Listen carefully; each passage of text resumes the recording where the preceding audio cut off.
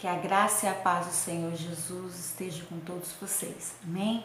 Mais uma escola dominical começando, né? Longe, porém conectados para a honra e glória do Senhor Jesus.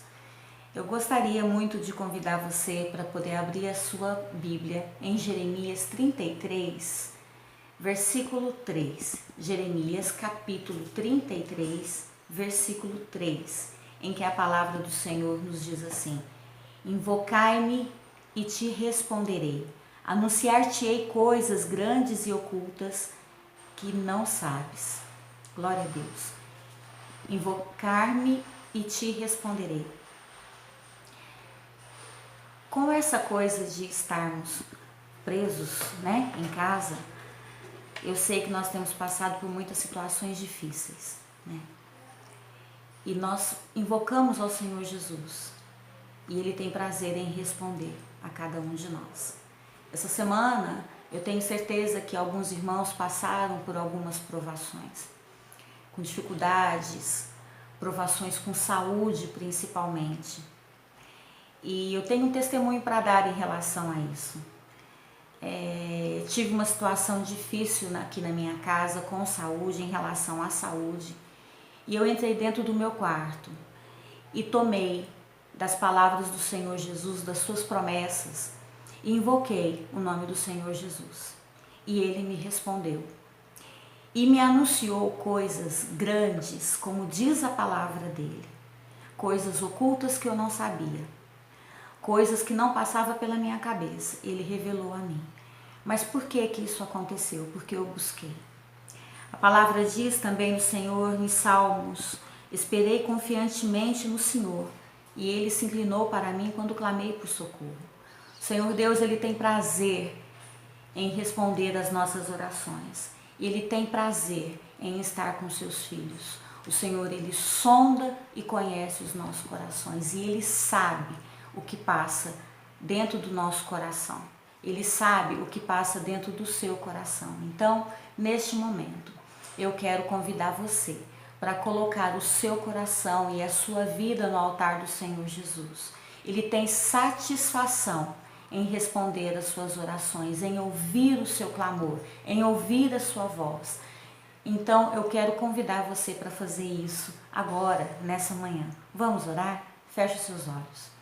Senhor Deus, diante da Tua presença, Senhor, nós continuamos para te pedir, ó Deus, que em nome de Jesus, Senhor, venha atender os anseios do nosso coração, ó Pai. Senhor, Tu sondas e conheces, ó Deus, Tu sabes, ó Deus, tudo aquilo, ó Deus, que acontece no coração de cada um e de cada uma, Pai. Senhor, vai em nome de Jesus, atendendo conforme a Tua vontade, ó Deus, a cada súplica, Pai, a cada oração, ó Deus, a cada coração, Pai Santo, que precisa tanto de Ti.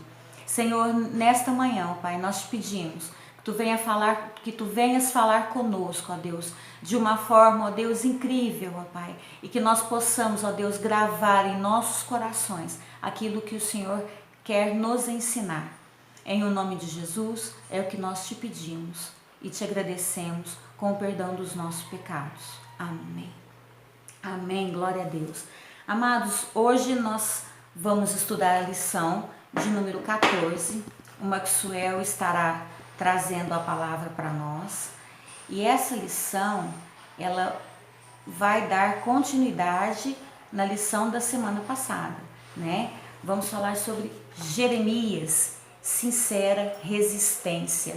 Então o versículo-chave será em Jeremias 18, do versículo 7 ao versículo 18. Bom estudo para você e que Deus te abençoe. Graça e paz, amados irmãos, que o Senhor esteja no lar de cada um, eu sei que Ele está, que o Espírito Santo esteja nos guiando e nos trazendo essa conexão, mesmo assim separados, cada um no seu lar, mas sabendo que pela fé e pela ação do Espírito Santo, nós estamos conectados como igreja, com vida e com almas que se conectam, que se ligam através dele, que é o nosso Senhor. Que hoje, nesse domingo gostoso, nós tenhamos mais um estudo da Palavra do Senhor seguindo aquilo que nós já começamos na semana passada. Nós estamos usando a revistinha da Escola Dominical, Legados de Fé. Nós estamos falando a respeito do Antigo Testamento e falamos de vários personagens da Bíblia, desde Gênesis até o livro que nós começamos agora. Cada livro do Antigo Testamento nós falamos de um personagem. Hoje nós estamos falando de Jeremias. Hoje nós vamos falar a respeito de Jeremias, a lição número 14, cujo título é Jeremias, Sincera Resistência. Amém? Mesmo que você não tenha a revistinha, fique tranquilo, nós vamos levar de uma forma que você também entenda aquilo que Deus quer falar conosco. Para começar, antes de entrar no assunto, eu quero te fazer uma pergunta que eu gostaria que você respondesse para você mesmo, ou converse com a pessoa que está contigo aí, converse com o esposo, com a esposa, com os filhos. Responda essa pergunta: qual a maior dificuldade que existe para anunciar a vontade de Deus, seja dentro, seja fora da família da fé? Qual a maior dificuldade que existe para falar daquilo que é da vontade de Deus? Pause o vídeo, faça isso agora. Se você respondeu, creio que entre as perguntas e as respostas que houveram, provavelmente alguém pode ter falado: eu acho difícil que a pessoa ficar pegando no pé da gente porque acha que a gente é retrógrado. Provavelmente alguém deve ter pensado isso. Outra pessoa pode ter falado: eu acho difícil de falar da vontade de Deus porque as pessoas não acreditam, não têm fé. Isso é verdade. Eu acho difícil, outra pessoa pode ter dito, porque as pessoas não acreditam que a sua vida tem que condizer com aquilo que Deus quer nos seus planos para ela. Pode ser. Outra pessoa pode ter se lembrado da perseguição que as pessoas fazem. Eu tenho exemplo de alunos meus na escola que são chamados de crentinho. E quantos não são apelidados pejorativamente no trabalho, na escola, na vida social, porque são crentes? Enfim, para nós continuarmos o nosso texto, nosso estudo hoje, abra sua Bíblia em Jeremias, capítulo 18, a partir do verso 7 até o verso 18. Vou repetir: Jeremias 18, do capítulo 18, do versículo 7 até o versículo 18. Diz a palavra do Senhor assim: no momento em que falar contra uma nação e contra um reino para arrancar e para derrubar e para destruir, se a tal nação, porém, contra a qual falar se converter da sua maldade, também eu me arrependerei do mal que pensava fazer. No momento em que falar de uma nação e de um reino para edificar e para plantar, se fizer o mal diante dos meus olhos, não dando ouvidos à minha voz, então me arrependerei do bem que tinha falado que lhe faria. Ora, pois, fala agora aos homens de Judá e aos moradores de Jerusalém, dizendo: assim diz o Senhor, eis que estou forjando mal contra vós, e projeto um plano contra vós. Convertei-vos, pois, agora, cada um do seu mau caminho, e melhorai os vossos caminhos e as vossas ações. Mas eles dizem: não há esperança, porque andaremos segundo as nossas imaginações, e cada um fará segundo o propósito do seu próprio coração. Portanto, assim diz o Senhor: perguntai agora entre os gentios, quem ouviu tal coisa? Coisa muito horrenda fez a Virgem de Israel. Porventura a neve do Líbano deixará a rocha do campo, ou esgotar-se-ão as águas frias que correm de terras estranhas?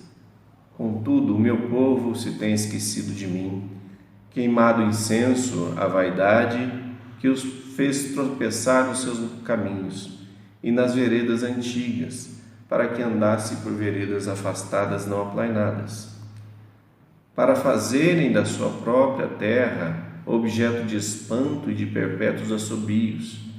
Todo aquele que passar por ela se espantará e meneará a cabeça. Com o vento oriental os espalharei diante do inimigo, mostrar-lhes-ei as costas e não o rosto no dia da sua perdição. Então disseram: vinde e maquinemos projetos contra Jeremias, porque não perecerá a lei do sacerdote, nem o conselho do sábio, nem a palavra do profeta.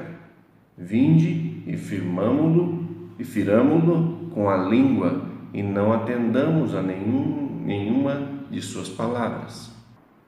Os irmãos podem entender através desse texto que há uma tensão, há um embate, há uma luta de Deus através do profeta com o povo de Israel. Infelizmente é o que estava acontecendo. Israel, apesar de ter sido um reino extremamente abençoado, grande, um reinado próspero, quando o reinado de Salomão e de Davi, aliás, de Davi e depois de Salomão, esse reinado ele foi entrando em declínio conforme o povo ia se esquecendo de quem era Deus, ia se esquecendo daquilo que Deus queria para aquele povo, dos planos de Deus para aquele povo. E à medida que se esquecia, entrava em pecado e foram se prostituindo, foram trocando a Deus, o verdadeiro Deus, por deuses minúsculos, deuses com a letra D minúscula, né? Eles se pervertem, trocam Deus, o nosso Senhor, por um Deus qualquer.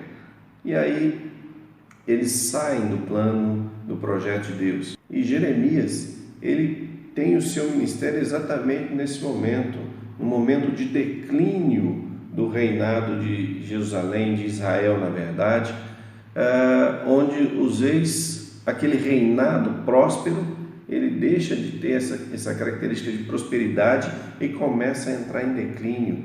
Deus, inclusive, permite outros povos assolarem o povo de Israel por conta do pecado. E nesse momento, Israel está à beira do exílio, está à beira de ser levado para o exílio. A primeira parte do livro de Isaías fala exatamente disso. Isaías mostrando ao povo o seu pecado e a necessidade de retornar ao caminho de Deus antes que acontecesse o pior. O povo de Israel naquele momento não se volta à palavra de Jeremias e, pelo contrário, passa a persegui-lo por ele estar fazendo com que o seu ministério tenha efeito no povo de Israel. Jeremias fala com o povo e o povo acaba por dizer: não, quem é esse Jeremias? Quem pensa que nós vamos largar a nossa vida para atender o que Jeremias está pedindo? Alguns fatos relevantes a respeito de Jeremias. Ele era filho de Ilquias, um dos sacerdotes de Anatote, um dos profetas de Anatote, na terra de Benjamim, a mesma terra onde nasceu o rei Davi. O que acontece é que alguns dos sacerdotes, alguns dos profetas em Israel foram desterrados, foram levados por Salomão para essa cidade, e ali eles tinham prioridade de manter o seu ministério, eles desenvolviam o seu ministério naquela cidade.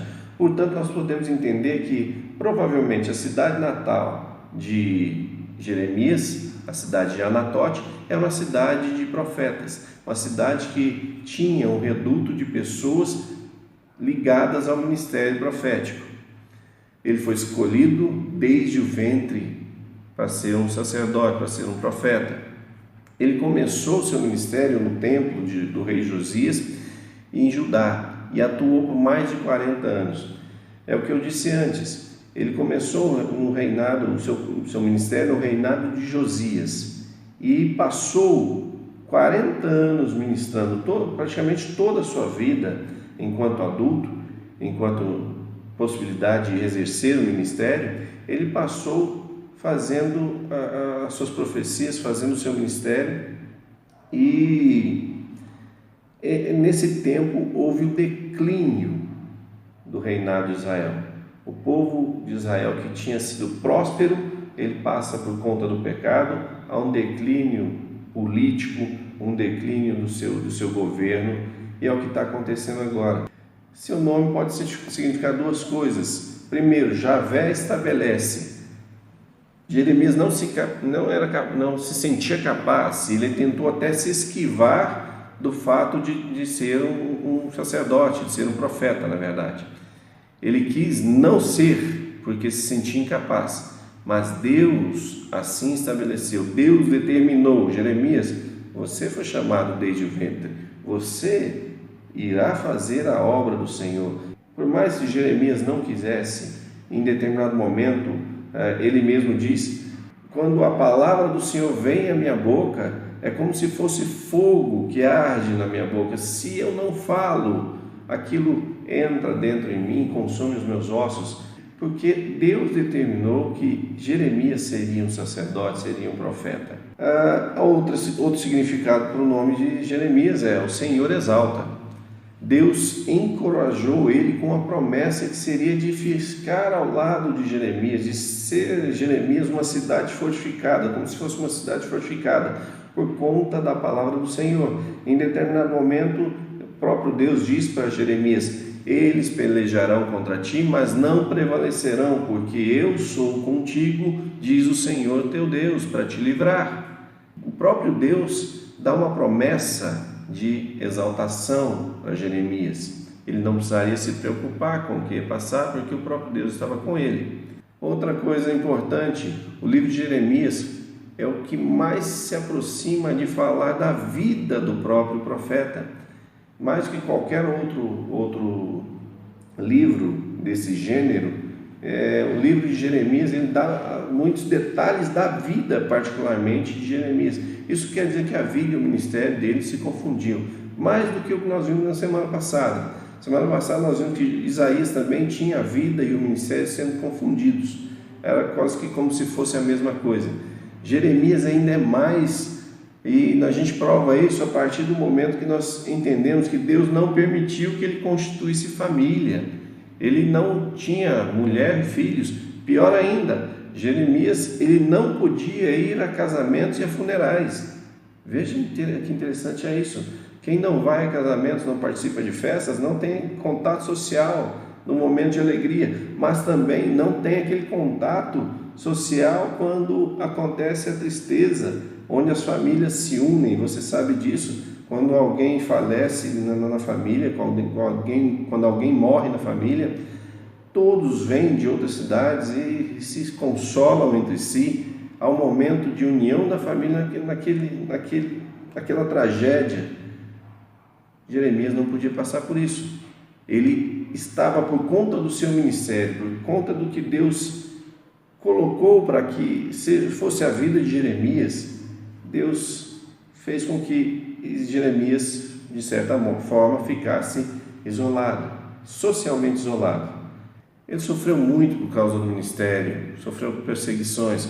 O povo achava que bastava Deus estar no meio deles para que eles fossem livres. É como se Deus fosse um amuleto. Só o fato de, Deus está no meio do povo, eles seriam livres de todos os males, de todas as guerras. E não é bem assim. Jeremias foi chamado para dizer exatamente o contrário. Jeremias foi chamado para se levantar como profeta e questionar essa questão, esse modo de pensar dos israelitas. Olha, Deus não é um amuleto, Deus é Pai, Deus é Criador, Deus quer se relacionar com o seu povo. Deus não é um objeto que pode ser utilizado somente quando a gente quer. E Jeremias levantou-se para dizer isso. Deus quer se relacionar com o seu povo. Se tornem, deixem o seu pecado, convertam-se dos seus pecados. Se uma nação se converte dos seus males, da sua forma má de conduta, Deus também não cobra de forma veemente aquilo que foi colocado sobre aquela nação. Chegou a ser castigado e amarrado em um tronco por Pazur, o presidente do templo. Veja a que ponto chegou. São várias perseguições que Jeremias passou, mas essa no capítulo 20, se os irmãos depois quiserem ler, é interessantíssima, é importantíssima inclusive. Esse Pazur, ele era um presidente do templo, alguma coisa como se fosse um chefe de segurança do templo. Ele, quando Jeremias quis falar que o povo estava errado, ele pegou, junto com a direção do povo, a direção foi do povo de Israel, não foi só de Passur, mas ele pegou Jeremias e colocou amarrado num tronco. Você só vê isso nos nossos dias, no nosso tempo, pensando na época de escravidão, quando os escravos, para serem humilhados, para serem ditos como coisas e não como gente, eram colocados em troncos e morriam e dormiam ali uma noite amarrados, sem comer, sem beber. Era uma forma extremamente humilhante de se tratar alguém. Foi o que aconteceu. Veja bem a que ponto chegou o ministério de Jeremias, o sofrimento ao qual ele foi colocado. Ele mesmo lamentou, e veja que há uma diferença entre lamentar e murmurar, mas ele lamentou a sua condição, e até mesmo o dia em que ele nasceu, ele queixou-se de ser humilhado, de ser ridicularizado, porque obedeceu o chamado profético. Ele queixou-se. Ele reconheceu, porém, além disso tudo, além do sofrimento, Jeremias reconheceu que o Senhor estava com ele, que o Senhor o exaltou. Se você for lá em Jeremias 20, no capítulo 11, no versículo 11 e no versículo 13, Jeremias 20, versículo 11 e versículo 13, você vai ver que Jeremias reconhece que Deus estava com ele, que ele era o arqueiro, o guerreiro que estava com ele, e depois ele exalta no versículo 13 a Deus. Ou seja, ele também reconhece que apesar do sofrimento ele não estava sozinho. E ele seguiu o seu ministério apesar da crise pela qual ele passava, pois mesmo em meio a tanta dor ele poderia confiar em Deus, poderia confiar no Senhor, porque ele, o próprio Deus, o chamou para a sua profecia, o chamou para ser profeta. Então ele tinha que confiar. Amém? Em cima disso, nós temos alguns pontos que nós precisamos entender a respeito da vida de Jeremias. E eu quero fazer uma pergunta antes. Se você comparar a sua vida com a vida de Jeremias, qual o sentimento que vem à tona? Aquilo que você respondeu lá no início. Às vezes é difícil fazer a obra do Senhor. Compare isso com aquilo que Jeremias passou. Qual é o sentimento que vem à sua cabeça? No meu caso, o sentimento foi de vergonha. Vergonha porque é diferente, é muito diferente aquilo que Jeremias passou perto daquilo que nós podemos passar. Jeremias, ele chegou aí para o tronco. Jeremias foi muito perseguido. Jeremias foi isolado socialmente, tanto pelo próprio ministério como pela própria população. Eles não queriam a presença de Jeremias. Mas sabe o seguinte, apesar de que nós nos sentimos um pouco envergonhados perante a tudo quanto Deus fez através de Jeremias, sabe que a vocação de profeta é um chamado para deixar tudo para trás e colocar-se à disposição de Deus. Isso é um compromisso com Deus. Isso é um chamado específico, é algo que só aqueles que realmente se dispõem podem participar. Sabe que não é fácil mesmo. Realmente, Jeremias, ele passou pelo que passou porque ele aceitou um chamado de Deus. Ele tinha um compromisso com Deus. E olha, nós só vamos passar realmente a fazer a vontade plena de Deus quando tivermos esse mesmo compromisso. Fácil não é, mas é um chamado de Deus. Também precisamos entender, nem sempre, ou até talvez nunca, nos sentimos à altura do chamado que o Senhor nos faz, mas Ele é quem nos capacita. Nós até cantamos isso, né? Tem um cântico que diz isso.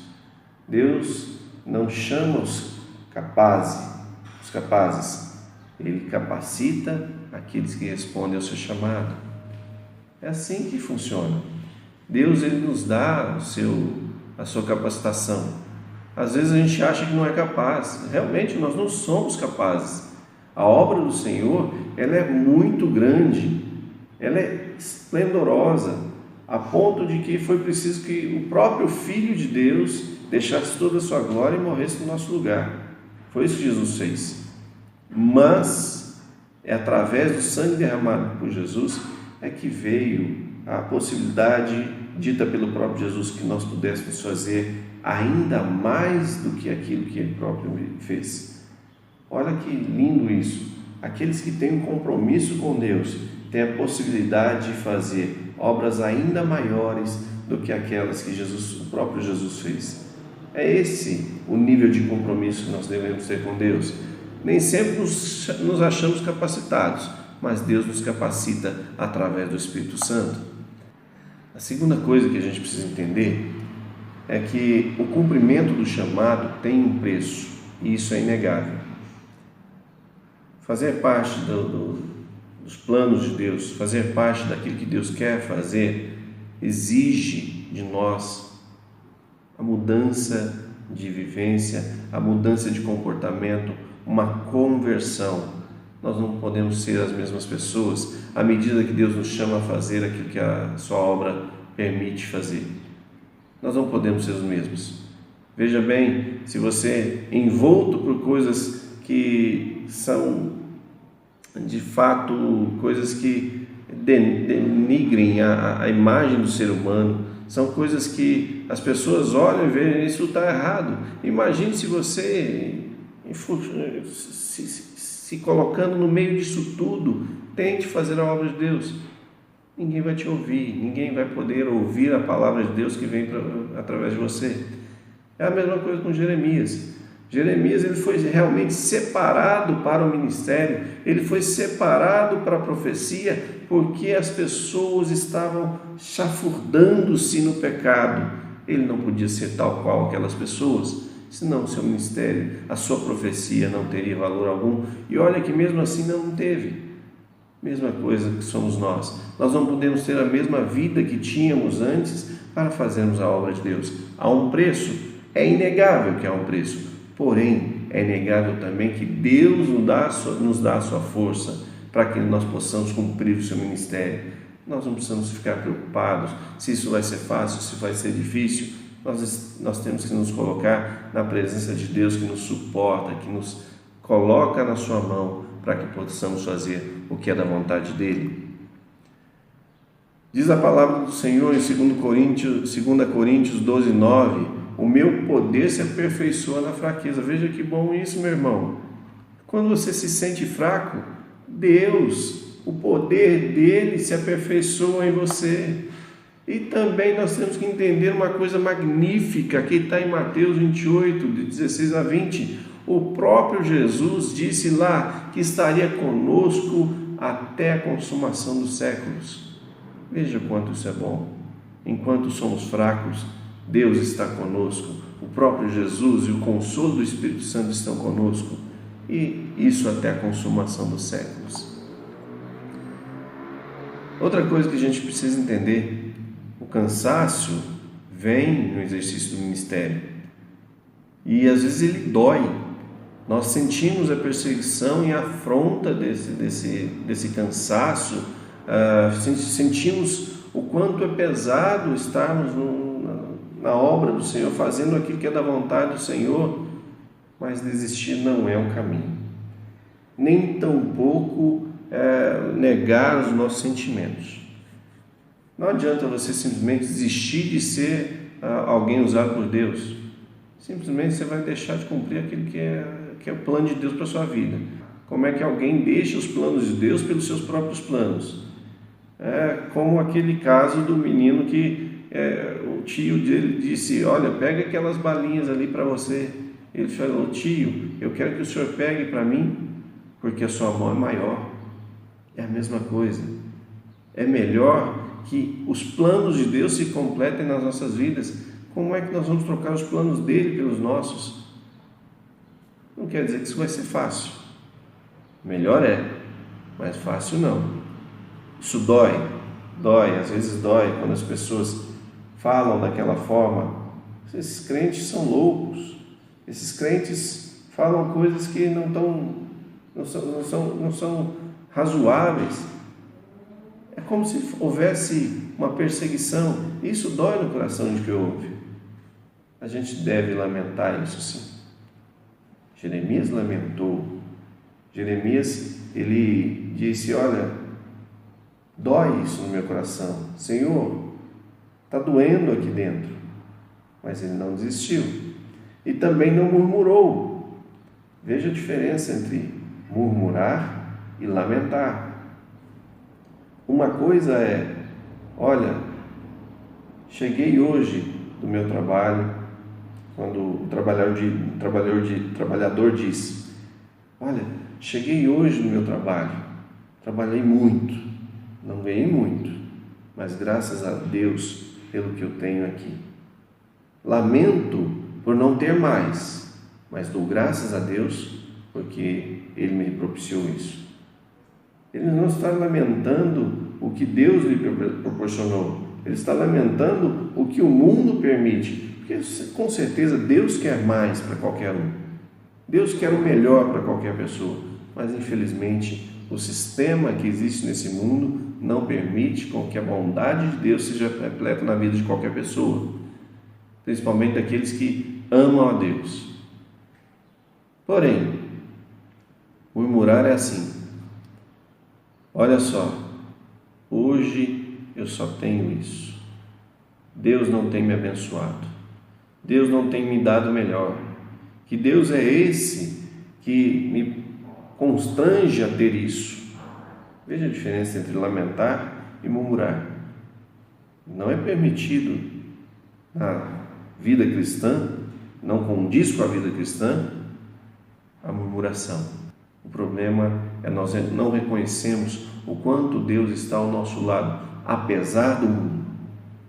Outra coisa que precisamos aprender a respeito de Jeremias, a perseverança é a marca da pessoa que sinceramente crê em Deus.